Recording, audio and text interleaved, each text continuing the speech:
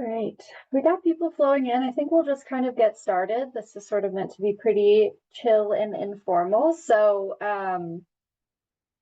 first off, we'll kind of start and introduce ourselves, everybody that's here on the screen.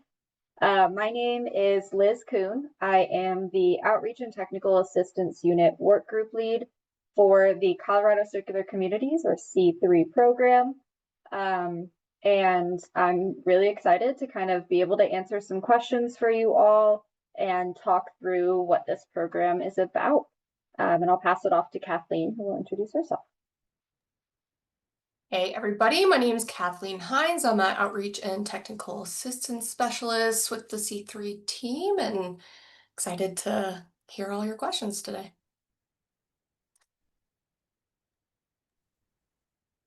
I can go next, if that works.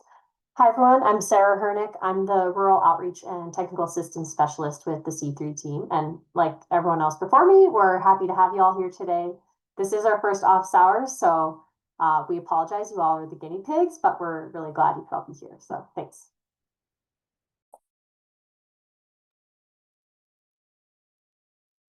Morning, I'm Kristina Iodice. I'm part of the marketing and communications team here at C3.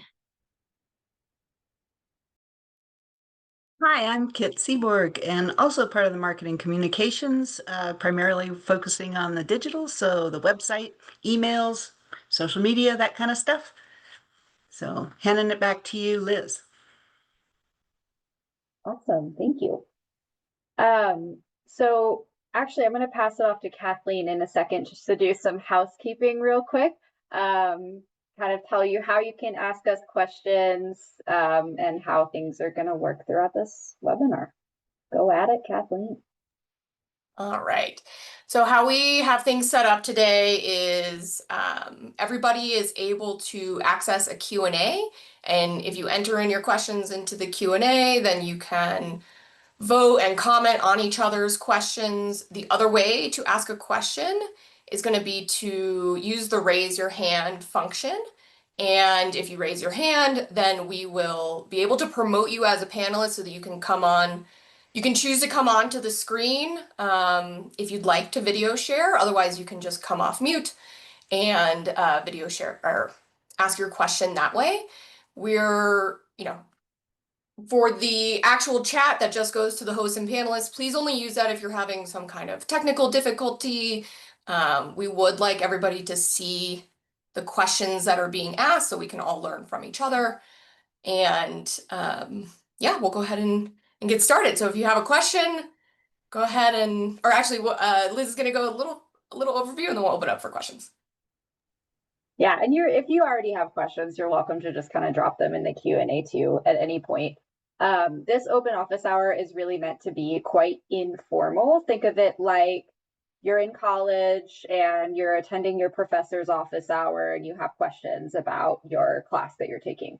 That's kind of the point of all of this. So I don't have slides. I don't have anything super formal for you. And if all of your questions are answered, please feel free to leave at any time. You don't have to stick around for the entire time unless you're interested in what everyone else is saying.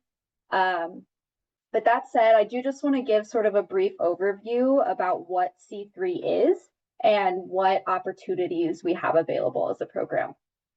So we are a statewide program for the entire state of Colorado, focused on helping businesses, organizations, and municipalities create a more circular economy in Colorado. This help that we provide is in the form of grant funding, rebate programs, and technical assistance. So for funding, we have 3 different tiers of funding, and all of this information is on the C3 website as well in detail. But we have applications open on our website. We do not do rounds of funding, so there are no deadlines for our funding. You can just come whenever your project is ready. For rebates, we actually just closed one rebate opportunity recently for free public recycling drop-offs.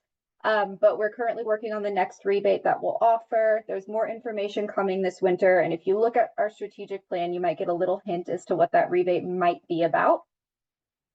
And then as for technical assistance with the program, we have lots of resources on our website that are coming later this summer. Hopefully we'll have a few up pretty soon, and then we'll continuously add to that in the future. And we also have a technical assistance program called the STEPS program, that stands for Strategic Technical Expertise for the Public Sector. And that is really focused on helping municipalities, K-12 school districts, and tribes plan for circularity initiatives. So we hire consultants to then help plan for circularity initiatives for your community. Like I said, if you want to know more, please feel free to hop onto the C3 website. I just dropped some information into the chat that includes the C3 website link.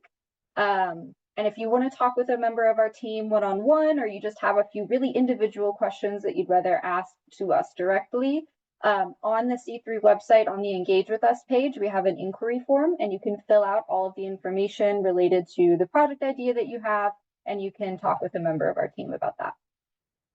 So that's kind of just what the C3 program is overall. And happy to answer some questions. It looks like we have a few coming through here. So let's get going. Let's see. First question we have, I'll pop over to Christopher's question about opportunities for educating about composting and recycling. We do have our funding opportunities do include education and outreach. So if you're looking to create signage for education and outreach, or materials for education and outreach, that is all available through our funding opportunities. We also very highly support social marketing and behavior change within this program. So if you know about behavior change campaigns and you're looking to complete one of those, we would love to support you in that.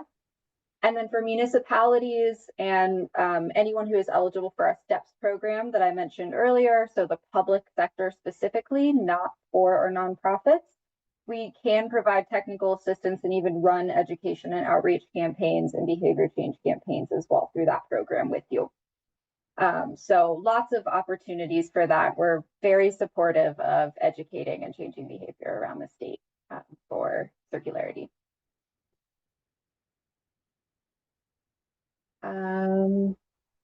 Next question we have here from Rachel. It says, we're wanting to do a collaborative grant with a couple of other businesses. Is that allowed? Would it work any differently? How would it work if one of the businesses also wanted to apply for a grant themselves? So first off, we love collaboration and partnerships. I think that really can strengthen an application, to be honest.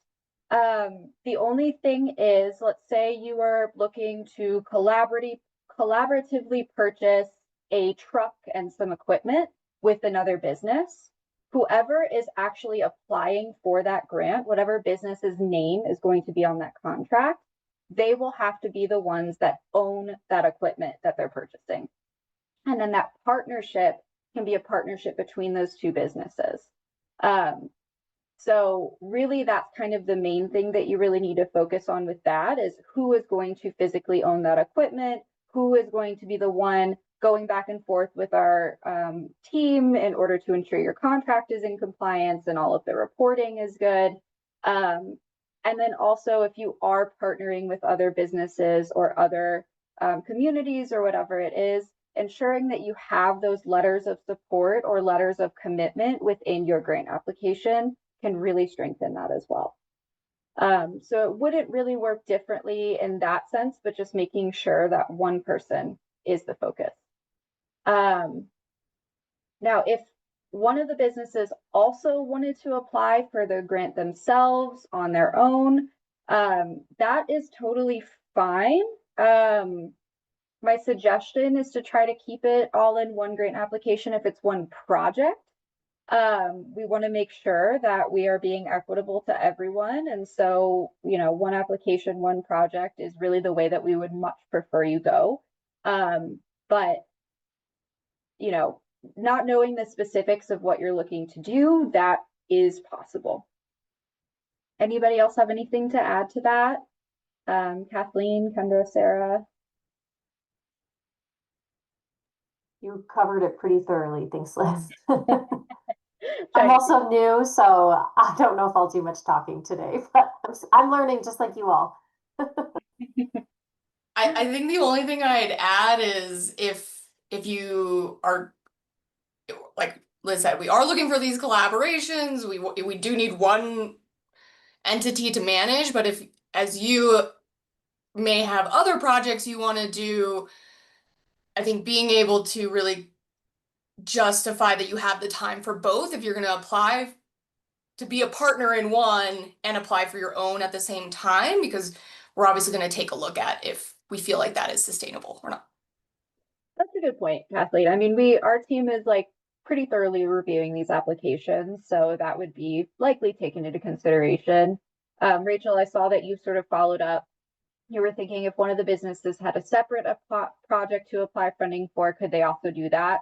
Absolutely. Like Kathleen said, maybe we would kind of ask a question of, can you do 2 projects at once? We would want you to make sure that you're kind of explaining that, because we will see that that business is sort of on 2 projects. But that being said, we don't have a limitation when it comes to partnerships like that. But it does bring up the point that we do have a limitation on 1 grant award per calendar year per entity. So one business can only receive 1 award per year. You can apply as many times as you want, but as soon as you receive funding, you are limited to that for 1 year. Hopefully that answers your question, Rachel, but please feel free to follow up. Can we, I responded to one of Mark's questions and then asked him to raise his hand, so I'm gonna bring you up, Mark.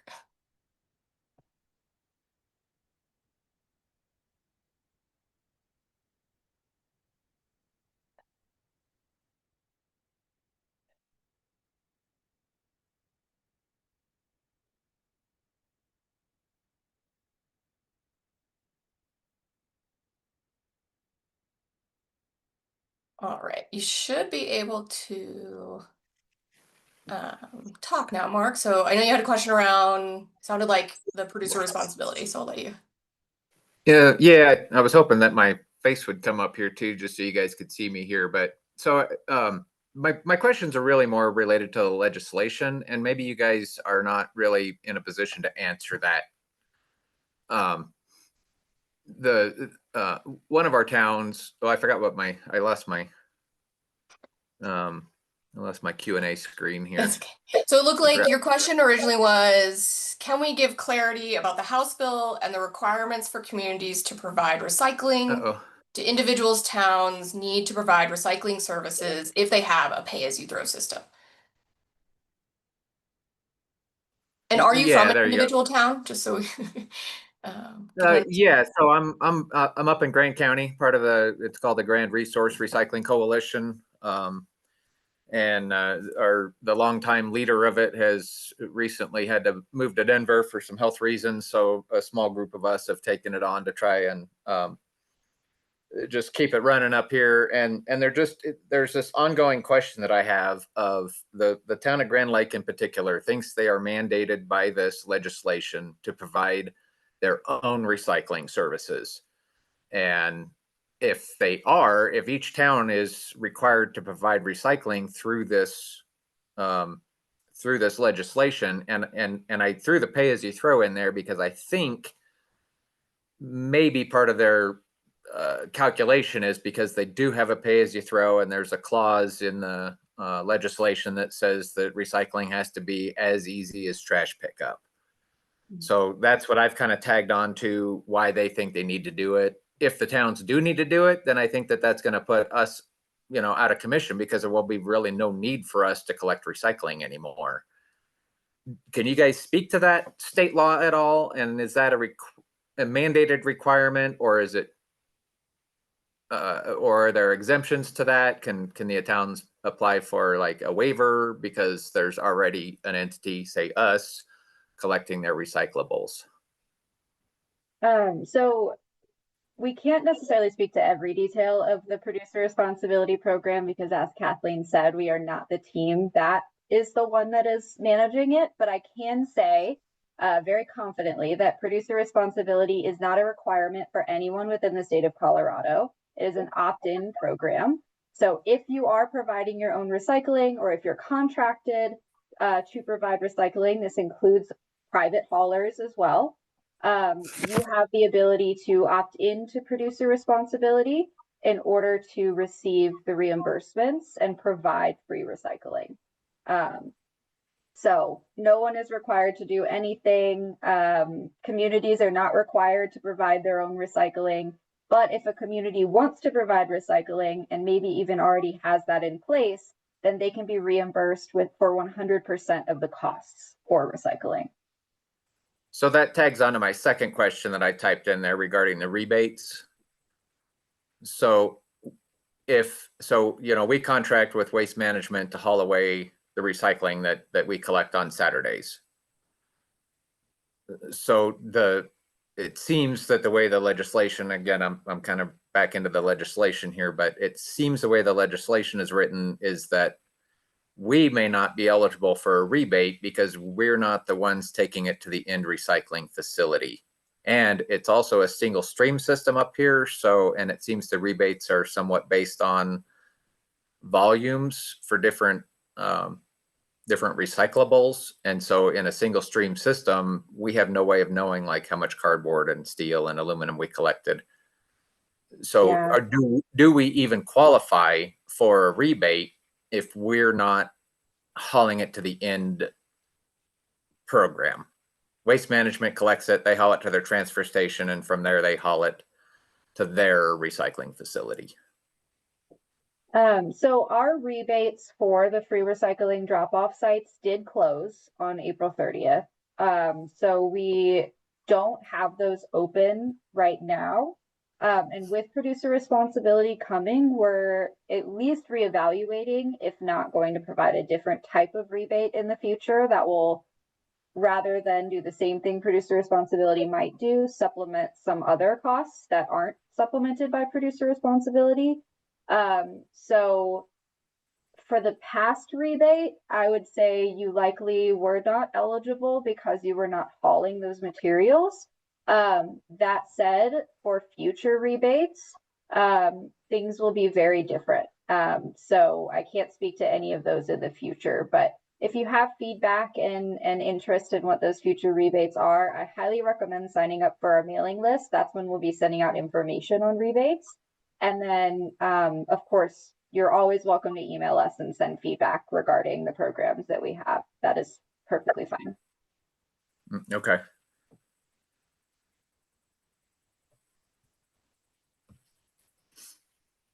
Awesome. I guess that was really all I had for the moment. If something else comes up, I'll chime in again, but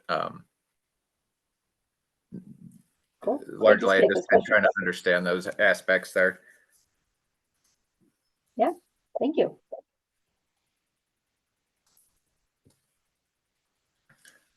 All right. Moving on. Let's see. We have Laura asking, my question is in regard to the STEPS program. Are communities permitted to go through the program more than once? I'm specifically thinking going back through STEPS to have support based on the implementation and action items identified in our waste diversion action plan. There are no limitations to the amount of times a community can go through the STEPS program. You're welcome to come back. You're welcome, especially building off of a past grant STEPS project, that is perfectly fine. My only advice is to just build in a little bit of extra time for that, because we do sort of have a line and priority list of projects coming in. So it might take a little bit longer for us to begin a new project. So build that in the timeline, but please feel free to come back, submit an inquiry form on our website, and we'll work with you to get that going.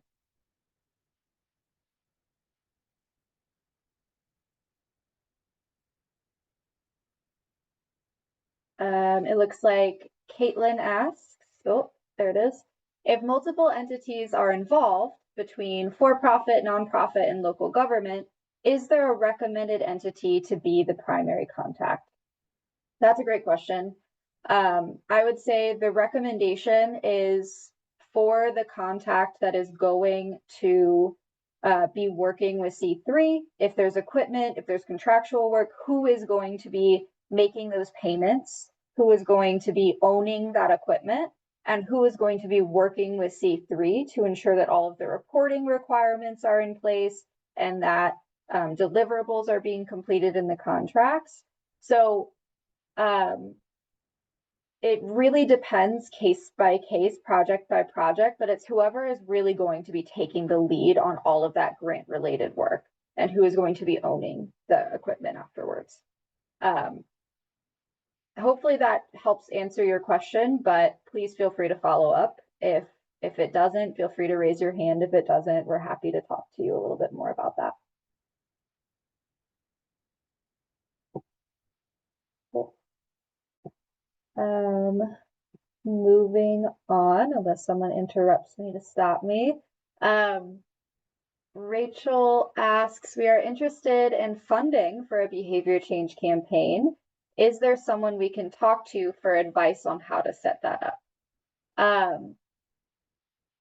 Funding for a behavior change campaign, my assumption in that is that you are not a local government or a municipality or a K-12 school district, and so you wouldn't apply for the STEPS program because the STEPS program can do that for you. But if it is funding that you're looking to do, you're welcome to talk to a member of our team.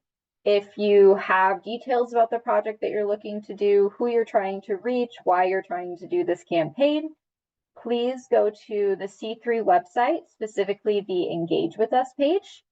And on that page, there is an inquiry form. You can fill out all of the information you need. As you fill out information, fields will pop up specific to what you're filling out. And then a member of our team will discuss that project idea with you. Likely me, because I love behavior change and I would love to take that one on. We have Danny asking, I'd like to learn if my project is best suited to a C3 impact or capacity grant and how best to strategize around this. That is a really great question. And that is something that I think a lot of people are thinking about. Which grant tier do I fit into? And I'd say the easy overarching is how much funding are you looking for? What is the scope of that project? And then how much impact is that project going to have on the state? And I think that third one kind of helps direct people in different directions too, because for a capacity building grant, we are really looking for these large projects that are going to build capacity for a circular economy within the state of Colorado. And that means that it goes beyond just your general target audience or just your general area. We really want to have that built capacity. Where are the holes and gaps within circularity, and how are you filling that? It's a pretty rigorous process. Our team will ask for all of your financials, lots of detailed information. We'll ask for a budget. We'll ask for vendor quotes. We'll ask for all of that before we even send you a proposal to begin to apply. It can take several months for a capacity building project to even go to the board because our team is going to ensure that that matches our strategic plan and it really has the scope that we're looking for. Whereas an impact grant is $250,000 or less. And those grants you can apply to online. You don't have to talk to a member of our team unless you'd like to. We're here to talk to you. And you can really kind of hone in on those details yourself. We're not going to ask you anything outside of what that application is asking you for. So I highly suggest looking at the grant guidelines that we have on the website to make sure that you have answers to all of those questions. But yeah, it really depends on the impact you think you're going to have. And your follow-up questions, so would you recommend stacking impact grants over years instead? That is a possibility. The other thing that might even seem a little counterintuitive to my last answer, is that we want to make sure that when you are applying for C3 grants, you're looking at what you need as a business or a community or an organization to be sustainable and to build your ability to enhance a circular economy for a sustainable period of time. Yeah, Danny, absolutely. Please feel free to raise your hand and we will put you on the screen. Yeah, and we do have a few other people with their hand raised. So I'll bring Danny up and then maybe we can go to the next people after that. Yeah, great.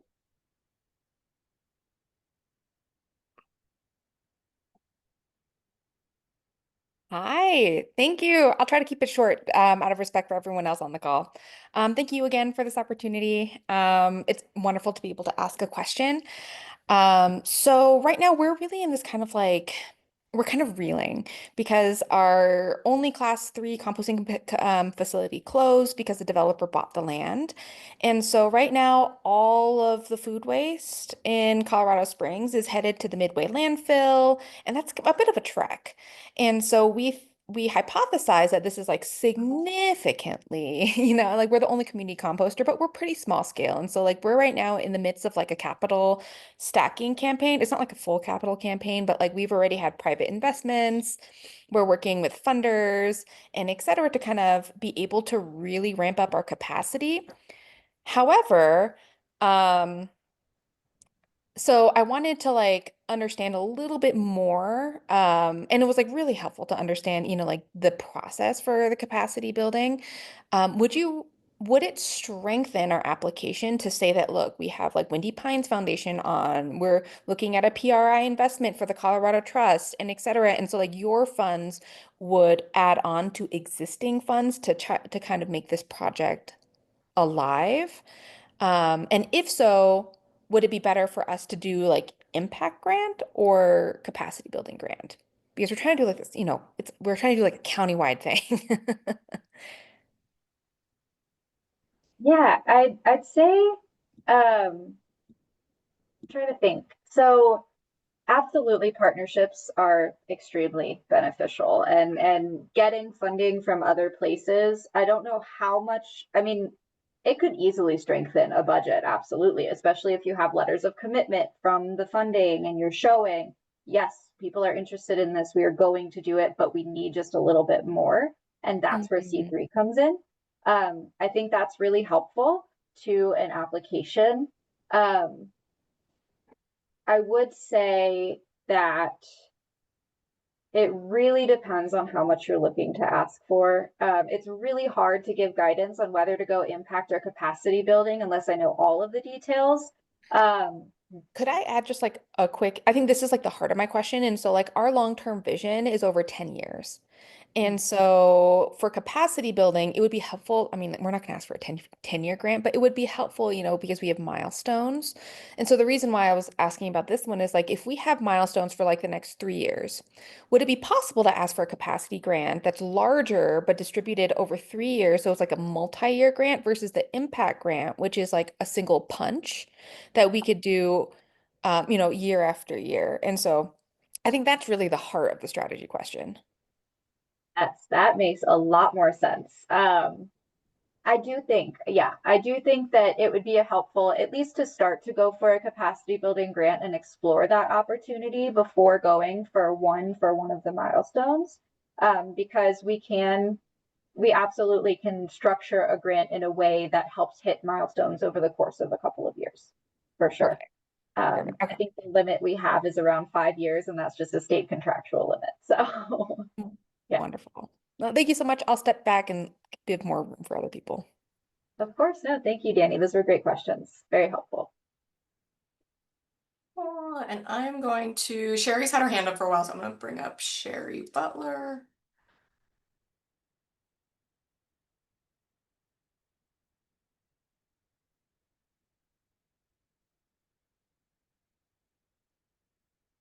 Good morning, everybody. Thanks for this meeting time. I have been preparing a grant for the impact grant, working diligently on preparing all that paperwork and information. I have a question regarding the vendor quotes. My particular product is going to be required. It's to be made by way of injection mold. So I have interviewed and selected a few manufacturers here in Denver, actually, which I love. But I haven't exactly said, okay, I'm going to go with this one. I want to be able to do that after I get the grant, the notification of the grant, because then I'll have more information. It's kind of a moving target on how much prices are for plastics and recycled plastic and where we're getting the recycled plastic. I mean, it's a moving target. But so I have all of those quotes in the paperwork, but the paperwork is asking for all quotes to be included. So the question is, should I just list all of those quotes and say that we haven't made a final decision yet on those quotes? Or, do I need to highlight like this quote is my favorite, but I have these other quotes? I mean, what about that moving target? Yeah, that's pretty common, I think, with a lot of things, especially in this day and age where things are changing and prices are changing. I would say your best bet is to absolutely, if you have a favorite, if you have a number one, that should be listed in there. It can actually strengthen an application to have multiple vendor quotes just in case something happens and you have a backup. I would just say for that, when you do input the budget number in your budget, make sure that you have the highest quote as that number, because you will only be able to spend what you're awarded for. So if you do end up having to change to somebody else, you have the highest amount possible in that budget. But outside of that, it is perfectly fine. I'd say just the more clearly you explain in your application why you have multiple quotes, then it's really helpful. But okay. And then once once the application is submitted, about how long does it take? Is someone going to reach out to me to discuss it? What's the process? it depends on the type of application. I assume you're going for an impact grant, or are you going for impact? Sorry. So it can take a little while, depending. Our board, it has to be approved by our board of directors, which only meets once per month. And we have a pretty long time period before a board meeting where we have to have materials ready for them. So because of that, it can take around 60 to 90 days for approval. And then once approved, you will receive notification. And then within that notification, you'll kind of start working through writing a contract that'll be based off of your application. That can also take up to 90 days. I'd say it's usually closer to 60 days, but ultimately from submitting your application until you can spend that money, I would give 6 months just to be as safe as possible. Yeah, no problem. And then let's see, if I want to be able to work with the marketing group on behavior change and that sort of thing, then I should have that in my marketing information on the grant, right? If you're looking to apply for funding for behavior change, then yes, you should have a vendor quote from a contractor, and you should have that information on your budget and in your application. I'm not doing that, but I want to be able to work with Sarah, to do some joint marketing, maybe something like that. Do you guys do that with companies? We don't provide direct marketing or anything like that. We don't provide the consultation for that. You can apply for funding for marketing as a company. Okay. All right, great. All right, watch for my grant proposal, my grant application. It's coming in. We shall. Thank you, Sherry. Thank you, guys. Appreciate it. Sherry. And Christine's also had her hand raised for a while, so I'm gonna promote Christine. And real quick in that, I think I just want to clarify for everybody that is still here, the people that you are talking to today are not the people that are going to be reviewing your applications. We are here to help you on the front end, but we have no say in what happens once you put in your application. Just want to make that very clear for those of you that might be worried that we are talking to people and then we're going to be like, yep, I heard about them, I'll put it in my application. That is not us. That is the other side of our C3 team, the Grant and Enterprise Management Unit. Just wanted to throw that out there. But Christine, please feel free to ask away. Oh, thank you. And thank you for being here. And I know that this has been an amazing project to get off the ground. So I appreciate it. I'm hoping actually that I'm asking this question for others as well. But, you know, we were involved with RREO. We ended up doing a 10-year plan for recycling and solid waste diversion in the San Luis Valley. And actually that plan was approved by the state in 2019. So we really do need to get going. And, relationships are still in place. And then we pivoted to try and get EPA funding because we were going to do a really large, reach for the stars. And really try and build a solid infrastructure. And of course, all of that funding has now been redirected.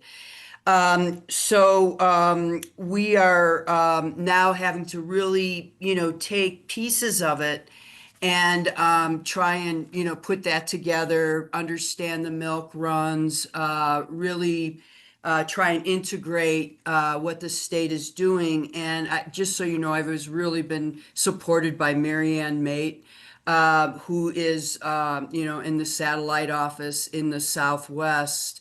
And so my big question is, what is the best way to plug in?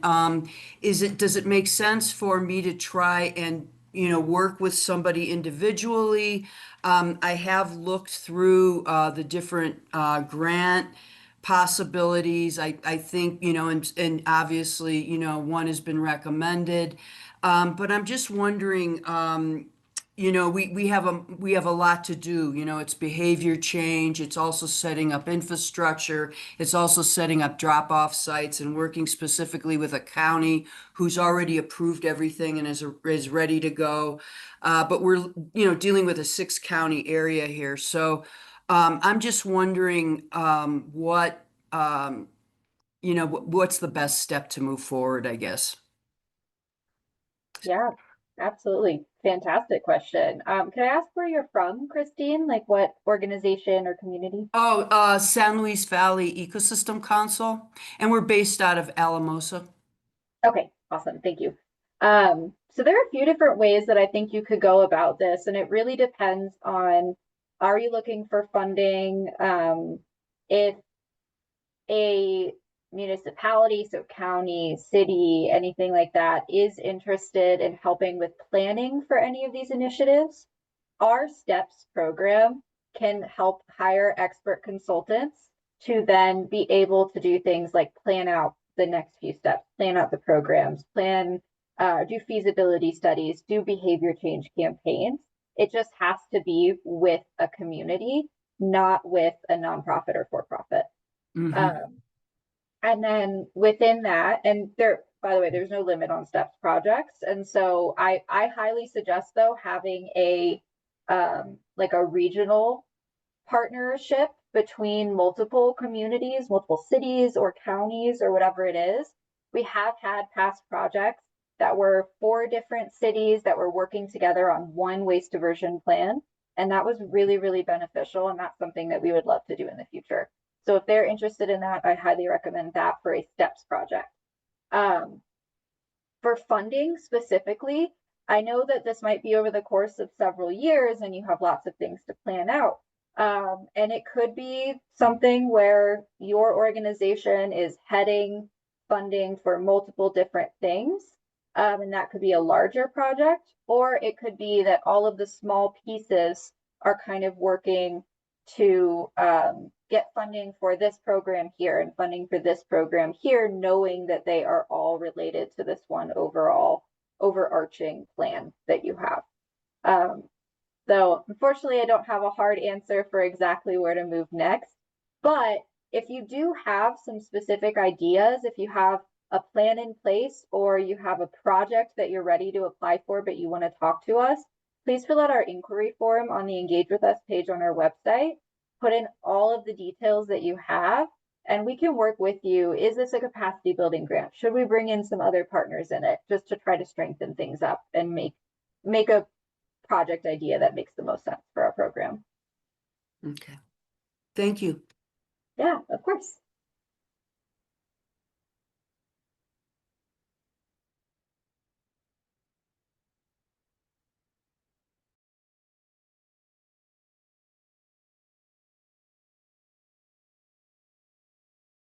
Hey Liz, you're muted. You've been Haha. talking so much. That has to happen, I think, at some point Yeah, in a it has to. presentation. You did it for everyone else, so we're good, right? For the rest of the day. Yeah, hopefully. We'll see. Thank you though, Sarah. So I was saying it looks like we don't have any more hands raised. So I'm just gonna move over to the Q&A that we have over here. Starting with Caitlin. It says, I have an additional question from a partner organization that could not join today. Are C3 grants able to supplement operational costs? For example, if a private company started offering a yard waste collection service to residents, could initial collection costs be supplemented via grant opportunities? Start offering yard waste. Okay, so technically, yes, in the sense that if you are starting a new program and you need help with operations to get it off of the ground, that is something C3 can help supplement.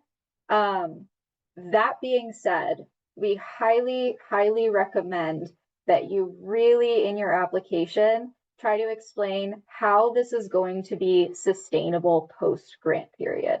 Because our goal as a program is not just to provide funding here and there. We really want to help your business or your organization succeed in the future with these circularity initiatives. So we won't approve an application necessarily if we're not sure that supplementing these operational costs now is going to mean that down the line, when it's gone, when the grant funding is gone, you'll still be able to do that in the future. So that's probably the number one piece of advice that I can give for a project like that. Yeah, anything else to add to that, Kathleen? Sarah, if you want to. No, I feel like you covered it pretty well. Yeah. Cool. Awesome. No problem, Caitlin. Thank you for asking. That's a great question. Next we have Melody. Can you tell me what out of the list your grants would cover? LED lights for a city field, community gardens, e-waste event, recycle center, air sensors, or cash for grass program? I would say that it's the purpose of what you're purchasing is whether or not it's eligible in the long run. So something like lights for a city field, to me, just off of, my first impression, not knowing the details, doesn't necessarily improve circularity or enhance circularity. It doesn't seem really focused on a circular initiative. So that likely wouldn't be as eligible as something like setting up an e-waste event or setting up a recycling center or a recycling drop-off center or a reuse center. The purpose of the program is to enhance circularity initiatives. So it's important when you're including things in your budgets or when you're applying for any type of funding that you really only include things that you know will actually enhance circularity within the state. And Melody did just raise her hand, so I'm gonna bring her up. Awesome.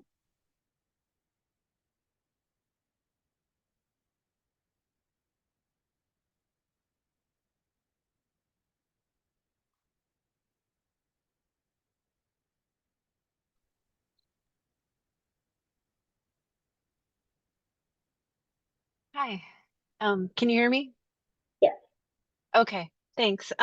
Yeah, the generators lights were, I think the field lights were for like I'm with the City of Commerce City. I'm the sustainability manager here.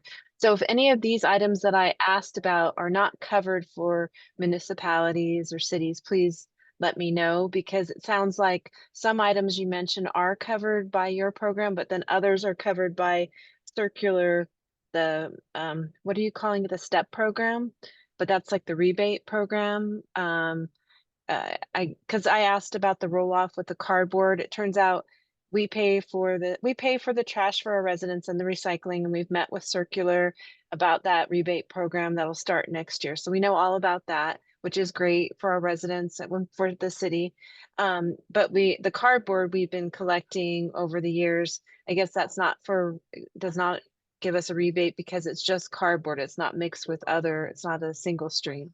It's just cardboard. So we did not qualify for that. The field lights were for like a field here for the kids. I guess they wanted to replace the lights. So you're saying that wouldn't qualify. I think I put maybe in the chat about generators and lights. Those were for like different events that we have. That wouldn't be covered. And we have gardens like Xeriscape Gardens and community gardens that we've paid to design, but we don't have the money to put in the gardens. So that wouldn't qualify either. I'm just trying to see what's covered and what's not and what to pursue, because we have a big wish list in Commerce City. So that's really where all my questions were coming from. I had initially thought that your grant could be for the behavioral changes, but I guess that'll be with STEP Circular folks and the STEP program. So the e-waste event, you would not cover that if it was a one-time thing. It'd have to be a reoccurring event. Liz, do you mind if I Go hop for in it, Kathleen. here? So, and sorry if it was to anybody, to you, Melody, if that was confusing how we were responding about the rebates versus steps versus everything. So the C3 program, the team on the phone right now, we manage the steps opportunity. So you, as you know, Commerce City can apply for the steps program. We could help you with behavior change. We can go through all those. Oh, okay. You'd be eligible for funding as well, depending on what exactly is in your project. The rebates, so we did just close a recycling rebate, and that was the one that you were saying y'all were told you weren't eligible because it was only one material type. So that was a C3 rebate that may or may not exist next year because of the EPR rollout and Circular Action Alliance. So I know it's like alphabet soup, lots of different Yeah, people involved I'm here. gonna get that a lot with Dr. Cog has like all these grant opportunities, and we are called C3 also, City of Commerce City. So it even makes it more confusing. So Jeez. Yeah, so when those, sorry about that, we didn't realize it was C3.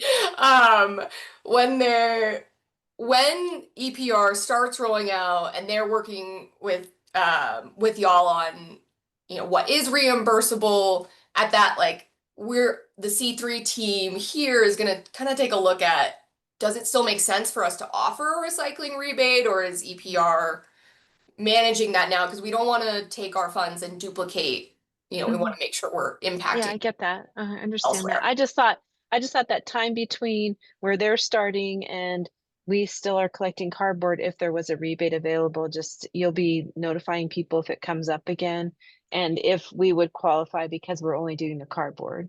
So that was So yeah, okay. if we do another one, it'll be announced on the via the newsletter. We can certainly take that feedback on you know, that it was not helpful that only one material was eligible. We can definitely take that back to the team. And just to reiterate Liz's response to like the eligibility for grant funding, it's really about moving forward a circularity initiative. So even with I don't know, I'm going to take your city lights for a field as an example. Say those bulbs are like, they're still good. You all just want to, you know, improve that specific facility. if it was to remove them and then put those into another facility that needed updated bulbs, it could still use the ones that are there and you're putting in new ones that would look a little bit more circular than just saying, hey, C3, will you pay for new light bulbs? We're probably not going to do that. But if you can try to think about it in a way of, is there a way to reuse these materials? What's going to happen at the end of the life of the materials that you're asking us to purchase? Like, just really thinking about that full loop. And we can, the STEPS program can certainly help you also take all these ideas and kind of figure out what's the right approach, what would be most effective for the city. So yeah, and I'll pass it back to Liz. Yeah, no, I think that really does sum up most of it. I just wanted to also point out that, I mean, first off, I think Kathleen explained it well, but essentially, if you're looking at like waste, so you're looking at materials and reuse and trying to minimize waste and trying to keep waste within the school in the right way, whether it's compost or whether it's like lunchroom costs or stuff like that within schools and stuff, that is all eligible for our program. It's just, we don't support like, we support them, but our funds don't necessarily support just overall sustainability initiatives. But I do want to point out, and I'm going to drop a link in the chat here for everyone. We at CDPHE, we have a Colorado Green Business Network. Yeah, I'm familiar with them. We're not a regional partner, but the city is part of that program and we know about it, and our economic development is going to be working with us to promote it. But we're not a regional partner. That takes quite a bit of effort to become a regional partner of that program. So that would be a few years off, but we are aware of the Green Business Network.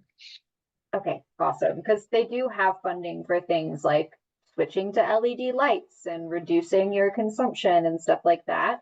And I don't believe you have to be a regional partner to have access to that.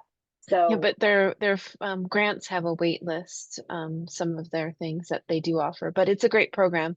And we are aware of it. We just met with them like 2 weeks ago, I think it was. Awesome. That's super exciting to hear. We work really closely with them because they do support so many more sustainability initiatives than just what our program can. So I'm glad you work with them. But yeah, if you have anything regarding sort of waste and the circular economy in that way, we would love to help you with that. Please submit. Let me look at our website, look at what we have in our eligibility and all of that. But you can also just meet with a member of our team and talk through how the STEPS program could help you plan your circularity initiatives or anything like that. We can talk through funding and all of the details in that too. So gardens and like xeriscape gardens wouldn't be eligible because it's not considered circular. And if we do an e-waste event, and if it's not a continually upcoming e-waste event that happens on a regular basis, that wouldn't be eligible. Those things. Is that what you're saying? Likely not. We're looking for something that is more sustainable. So, but if you are planning an e-waste event and you're looking to maybe buy some materials that you could use in the future for future events and things like that, we can talk that through with you. We can talk through the budget and what you're thinking of doing. No problem. Hey, that's all the ideas I had for today. But there's a lot going on here. But thank you for answering all my questions. I really appreciate your time. Yeah, of course. And hope to see you again soon, Melody. Yeah. Cool. Thank you. All right. Looks like we just got a few more questions. Steve asked a couple here. So first off, do you have a defined budget for mini grants for municipalities this year?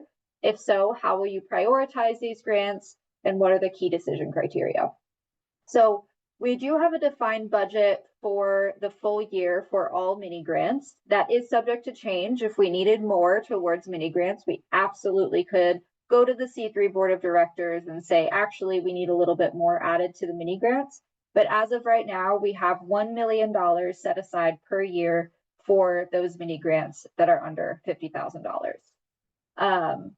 prioritizing the grants is really focused on how much does that grant match up with our strategic plan? Is it truly related to circularity? And does it match up with anything that we have in the C3 strategic plan? That plan is on our website. I can drop a link to it in just a second. But that is kind of what we're using. The only other thing I'll add to prioritization is that we really follow the waste hierarchy when it comes to waste. And so if you look up the EPA waste hierarchy, that's kind of what we follow. So anything that is waste reduction is more prioritized in our mind than reuse and repair. And that is more prioritized than recycling and composting.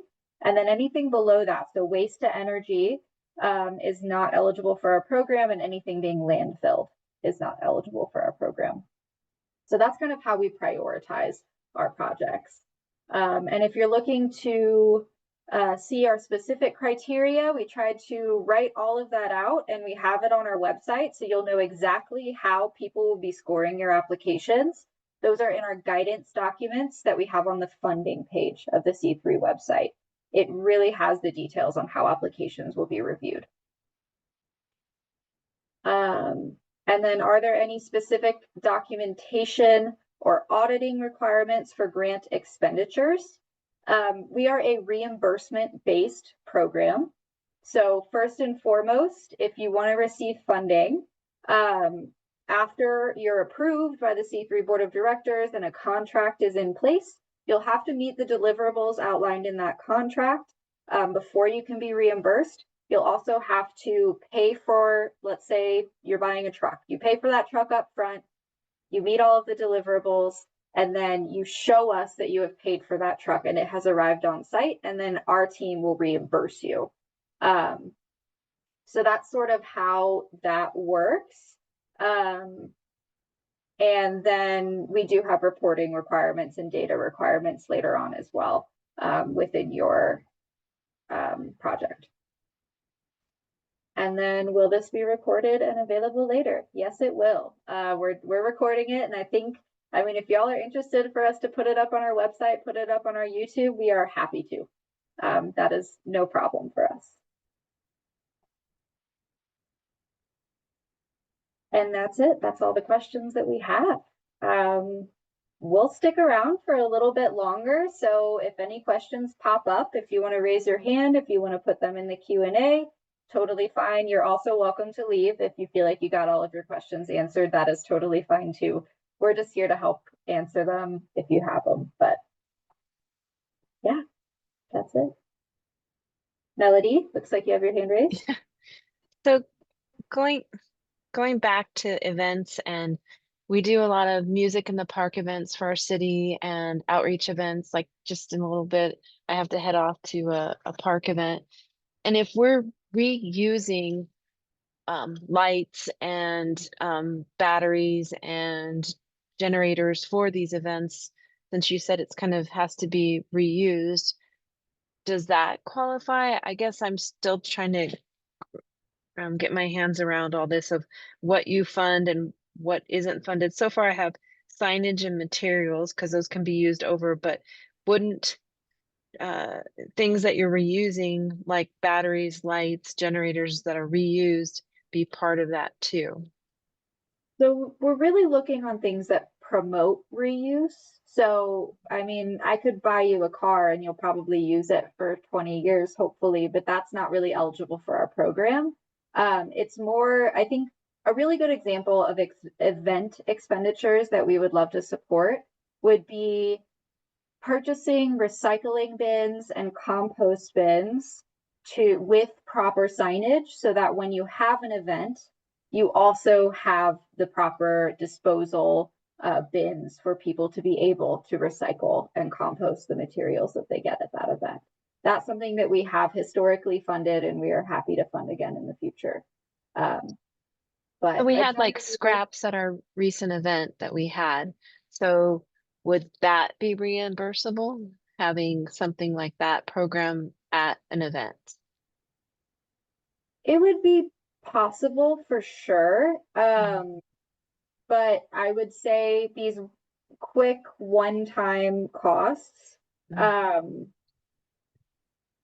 can't guarantee that they would be funded, in the sense that we are looking for something that's a little bit more sustainable. But having scraps at an event is something we definitely support.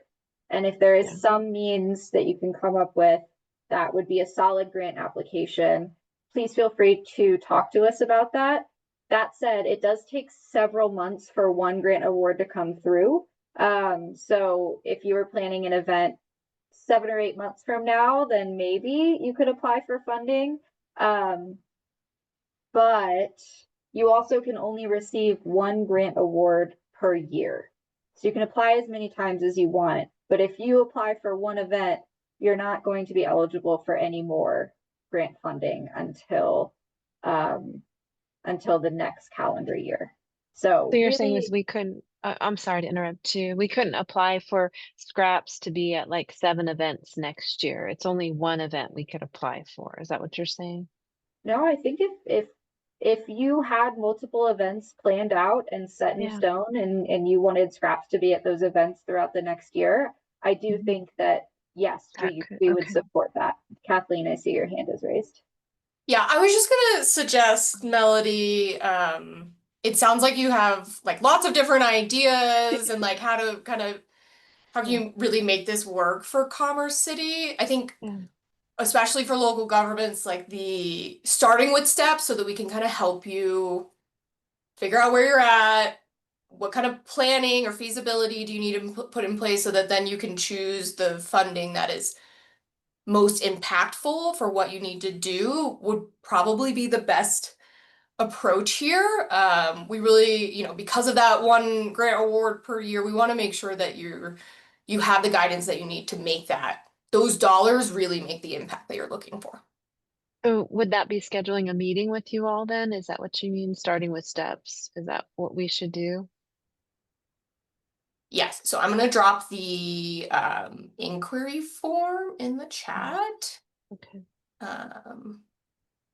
Yeah, and just for clarification, Melody, the STEPS program is our technical assistance program for municipalities. So essentially, once you fill out that inquiry form, we'll receive it with the details you provide, and then we will figure out project details, and if needed, we can hire a consultant to do some planning for you. We can just talk through the details with you to see what's best for you for your next steps. But it's essentially free consultation for you to be able to figure out how you can work with our program and how you can enhance circularity. Okay, got it. All right, thank you. Thanks for answering. Yeah, no, really great questions. We appreciate it. And I'm gonna bring up David because I saw his hand go up before yours, Mark. So we'll do David and then Mark.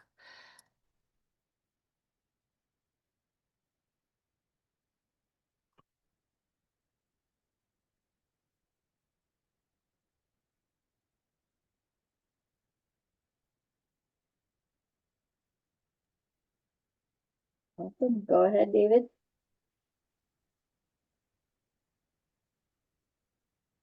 You are muted, David. I'm not sure. I just did that earlier, so I figured I'd say something.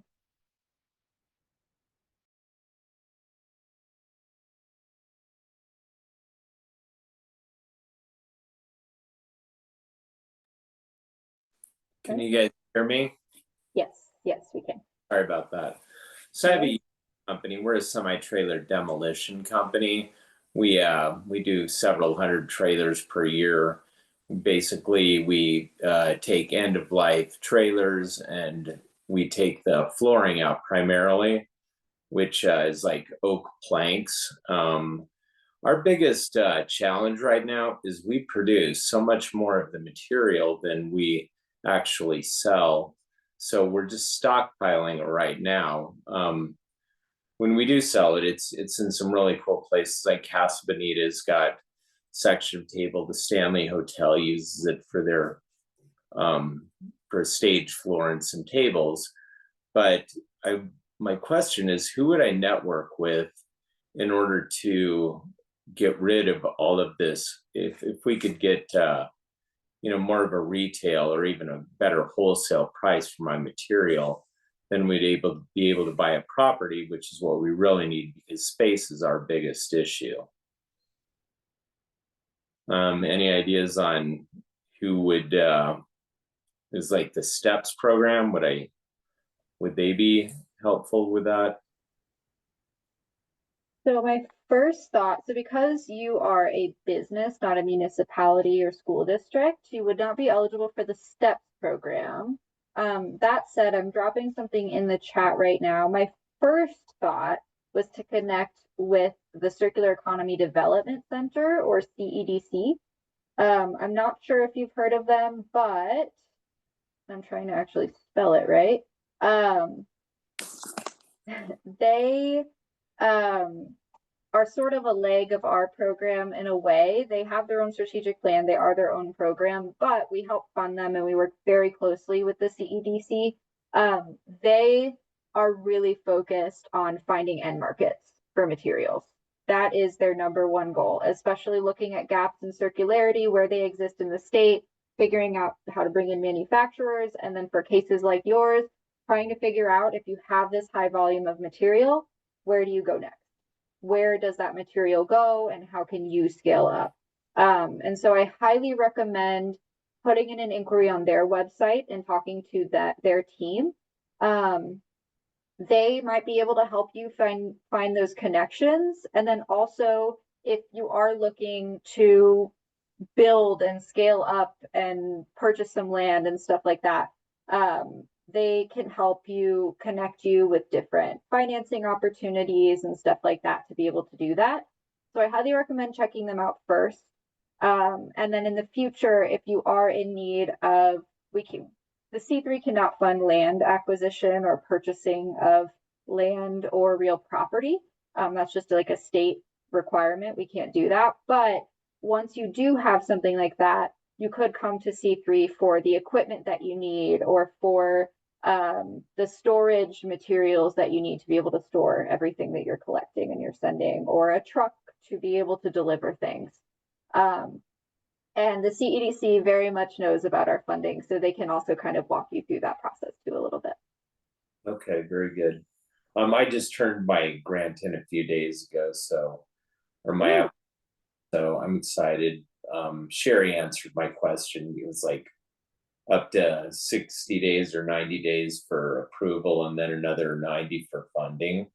Like if I had, like, we're a small company, but we do a lot of business.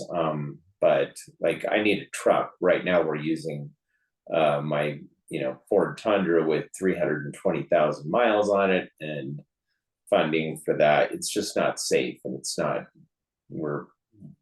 we need equipment, but ultimately the goal is to have a property to where we can really scale up and do more trailers per year. But also one of the things that I put in the grant application was for a skid steer, and it was like $125,000. And now I'm having second thoughts about that.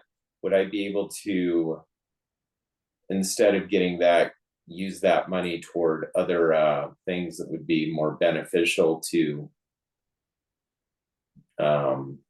helping us do it more efficiently? If there is anything in a grant application that you're unsure of, I highly suggest emailing our Grants and Enterprise Management unit. Kathleen, if you could please put that email in the chat. They will be able to pull back your grant application so that you can update it and change it. But once you've submitted it, what you have submitted it for is what you would be approved for. And you wouldn't be able to change that necessarily after the fact, unless there was a huge change to things. Maybe we could do a contract amendment, but that would be much further down the line, and I really don't recommend going that route. So I would email the Grants and Enterprise Management unit. They're the ones reviewing your application, and let them know, hey, can you roll this back? I want to make some edits. I want to change up some things. And that way you aren't approved for things that you don't end up wanting to use, or you aren't declined because maybe there's something else you could put in this application that would make more sense. And I do want to note too, just overall to anybody here, that we do have a process of, if your application is not 100%, they're not sure this would be approved, you'll receive feedback on that application, maybe even feedback before it even goes to the board, so that you can fix things in your application, update certain things based on the feedback, and have a higher chance later on. But yeah, if you have second thoughts on something, I would email them right now before Okay. they review it. Very good. Thank you very much. Yeah, of course. Great. So we'll go, Mark, you can come off mute and ask your question, and then after that we'll go to Kristina. Yeah, thanks again, you guys. So just a pre-question here. There's different levels of grant there's like mini grants and then the bigger grants. There's only one cycle or one grant allowed, whether it's a mini grant or a maxi grant, I guess, per year. So if we were to apply for a mini grant, we couldn't apply for another mini grant later in the year. We would have to wait for the next calendar year.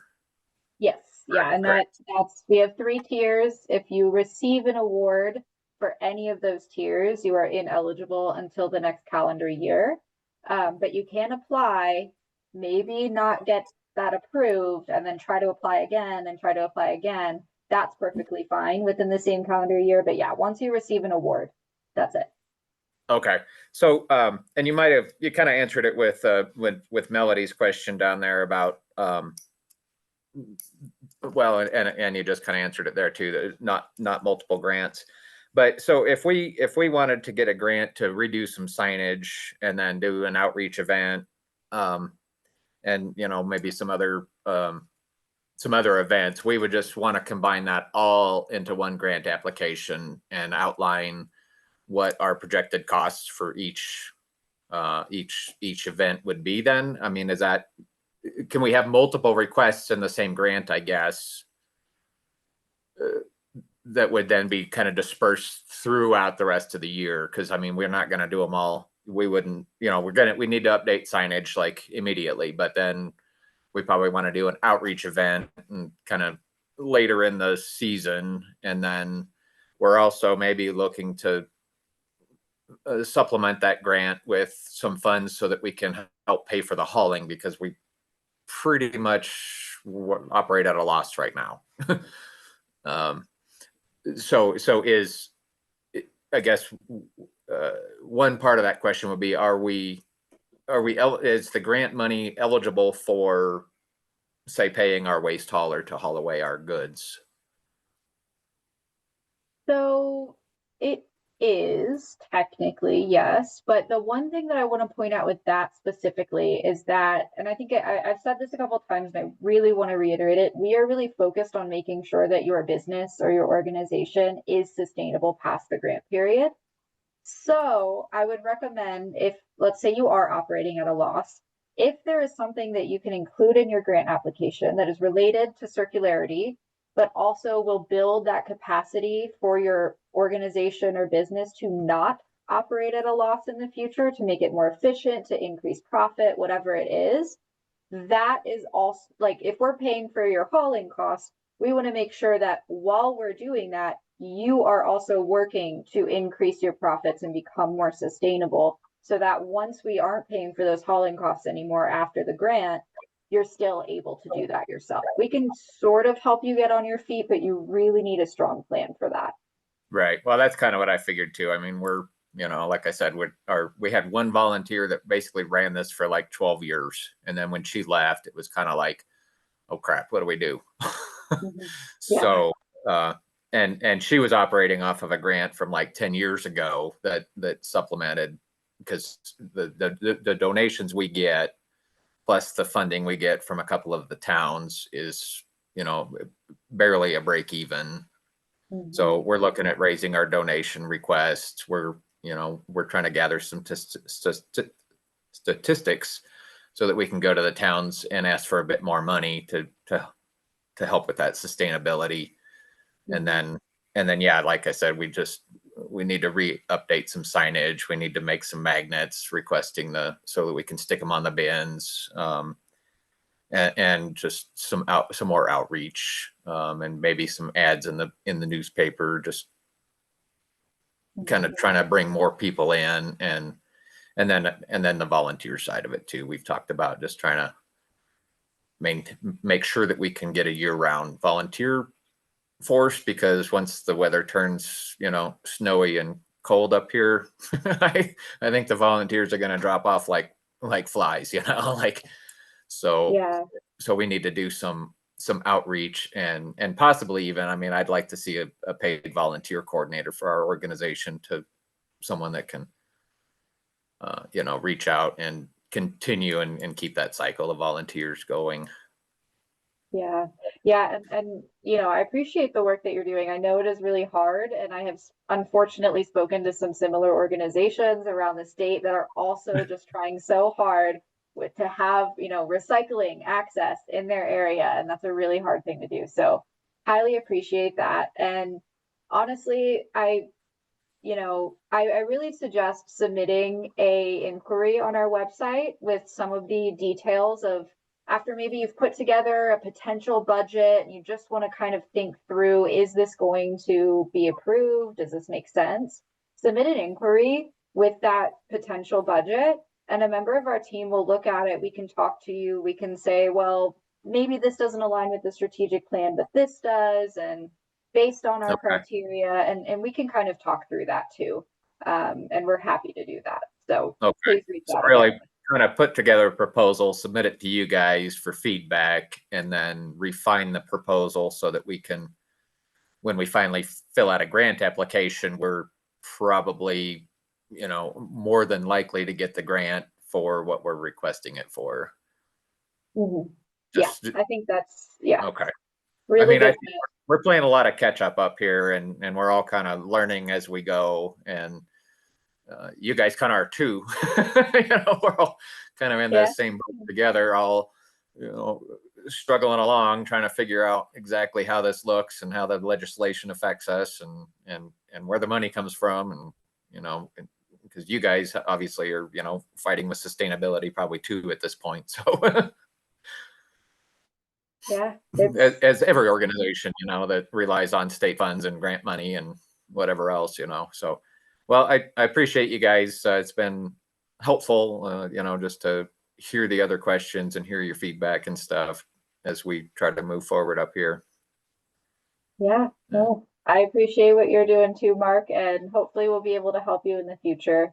Definitely good luck on all of that. All right, thanks. And we do have some consulting through you guys already. So, we are kind of working with a consultant, and I think part of our challenge is this, our small group getting on the same page and trying to move forward in a unified manner. I think we all kind of have a little bit different ideas about which way we want to go, and where we all want to end up. And that's why I asked the legislation question. It's like, if the towns are taking this over, then, we just muddle along until they do, and then we go do something else. But it sounds like that it's maybe not as mandated as the towns think it is. And there's opportunities for us to continue to do what we do and expand our services. Ultimately, maybe try to, find our own piece of land and maybe do some composting and stuff too. Those are my goals. I compost at home and would like to see a more community-wide effort for that. Yeah, so, absolutely. Yeah, anyway. Luckily not mandated at all. Producer responsibility. So okay, it's weird because it seems mandated on, when in one reading of it, it's like, state law says you have to do this, and then another reading of it says it's completely voluntary. So I think the legislation could be a bit more clear too. That would have helped us out. But maybe as we get closer to 2026 and some of these final items are going to be fully implemented, then maybe we can have a little better understanding going forward of that. So is there someone, other than contacting my legislator, I guess, is there anyone kind of really in tune with the legislation side of it? Yes, absolutely. So if you're interested in getting involved at all with producer responsibility, that legislation you're talking about, the Circular Action Alliance is an organization that is the producer responsibility organization. So they would be happy to talk to you about how your organization or the cities around you can opt in to producer responsibility. They'll be the ones contracting, paying people back for the recycling, all of that. They're the ones doing it. So I recommend, and Kathleen dropped that in the chat, the Circular Action Alliance, talking to them. And then also, she also threw in the link to the CDPHE webpage for producer responsibility. There's also a contact on there that you can ask questions to. Okay. And Mark, You got they too do many have seconds. the Circular Action Alliance on that page. They have 2 upcoming webinars that I feel like are exactly what you're looking for. So one is EPR 101, what Colorado's local governments need to know. And then the second one in August is how local governments can access recycling reimbursements. Oh, okay. Are these links going to stay up for a few minutes here? I need to copy and paste or something here, I guess. Yes, they'll stay up till we close the webinar in 7 minutes, and we can. I'm just going to take a note down in our follow-up. Let's send all the links that we sent in the chat with the recording. We Oh, can okay. clean up the links a little bit. I apologize. They're long, so. Yeah. But if you sign up for the Circular Action Alliance's newsletter, they'll also send you notification of like all these webinars that they're doing. And it seems like they're going to be ramping up webinars and outreach to communities like governments, municipalities in the next couple months. So that might be something to keep on your radar. Okay, that'd be really helpful because again, I think most of my questions are kind of legislation related and just trying to figure out how it's being implemented and how the reimbursements are going to happen once the producers are being charged for these and how in a single stream system they determine how much each item, how much weight of each item is coming through. So Yeah. That'll be really helpful. I appreciate that link. Yeah, of course. They're a great organization to talk to. They're here to help. Cool. As are you.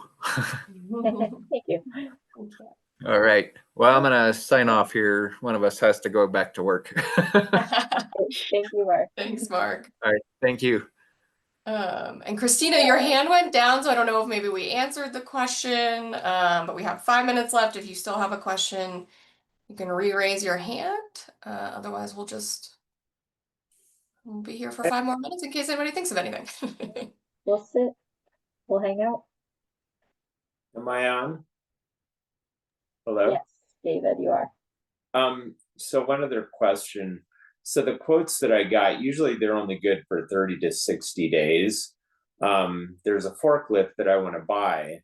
And like I told them at the dealership that I would try to get that closed by the end of the month, but apparently it's going to take like much longer. But we really need a forklift. But this is yeah.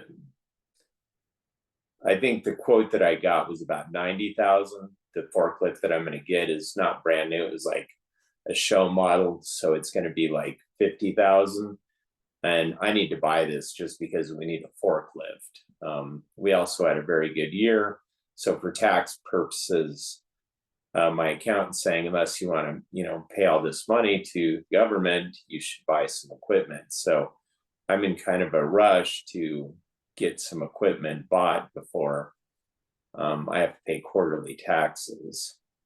How is this going to affect my application? Because that's one of the things that was on the application. Yes, so we unfortunately cannot speed up those applications. So it will take likely a couple of months. It really depends on the application you were applying for, the tier. But we absolutely cannot refund or reimburse any items that have been purchased before contract execution. So if you get this forklift now that you applied for, if you buy it, if it arrives on site, if either of those things happen, then you will not be able to receive those fundings from C3. You have to wait until a contract is executed or you will not receive the funding. And so if that is something where you need to get the forklift now for any reason, and your company is able to do that yourself, I would recommend emailing the email that we have earlier in the chat, CDPHE C3 grants, and letting them know that you'd like to rescind your application. And then maybe you could apply in the future when you have a little bit less of a time constraint for something else. But unfortunately, we are not able to speed that up in any way. Could you give me that email one more time? I need to take a picture of the CDHE. I just dropped it in the chat one more time. Okay. Sorry, I'm not very technical. No, that's okay. If it's easier, we can read it out to you. It's CDPHE_C3_ grants with an S at state.co.us.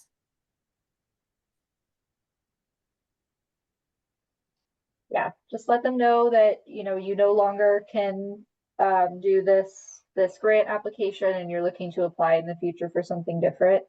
And they will pull that back and it will have no negative effect on you whatsoever. But if you do email them, just know they will also tell you they can't speed anything up. So okay. Well, I'm excited to get me a forklift anyway, so good problem. So, anyway, thank you very much. Thanks, of David. course. Thank you, David. And I know we're coming up right on time, but Rachel raised her hand right at the same time. David did, so I promoted her and want to make sure she can ask her question.